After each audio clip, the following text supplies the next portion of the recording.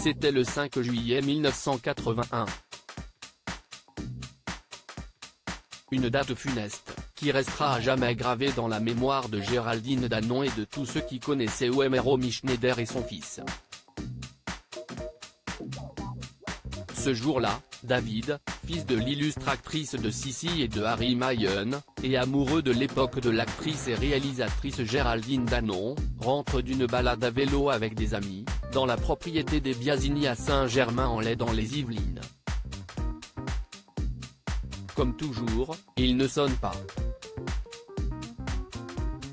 Le beau-fils de Daniel Biasini a pour habitude d'escalader le portail. Si est-il un casse-cou? Oui, mais voilà, cette fois, cette initiative va lui être fatale. Dans son élan, le jeune homme de 14 ans glisse et la grille s'enfonce dans son abdomen, lui perforant l'artère fémorale.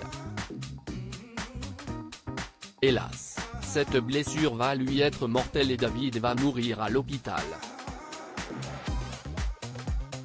Une douleur incommensurable pour Romy Schneider, qui dans son malheur, va devoir faire face à l'indécence d'un journaliste qui commettre l'impensable, photographier David à la morgue. Plusieurs années plus tard, face à Michel Drucker, Géraldine Danon qui vivait à cette période un flirt avec le jeune homme, et était très proche du clan Schneider-Biasini, s'est souvenue de la détresse de l'ex-compagne d'Alain Delon. Je crois que le plus grand drame de Romy nous l'avons vécu sur ce plateau, puisque dans Champs-Élysées, elle était venue s'adresser à ce salopard de photographe, qui avait osé photographier son fils à la morgue, recouvert d'un linceul. Je crois qu'elle voulait tuer le photographe. Romy Schneider a frappé sa tête contre le marbre dans son livre, Fille de. Elle est revenue sur ce terrible drame et sur l'état de Romy Schneider à l'époque. Elle est plus que bouleversée. Je me souviens très bien de son intervention chez vous à l'époque.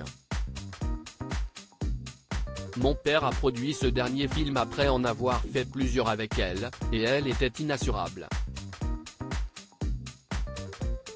Il se trouve que le destin était contre elle, elle s'est tout d'abord cassé un pied, ensuite elle a subi une opération du rein et pour finir la mort de son fils.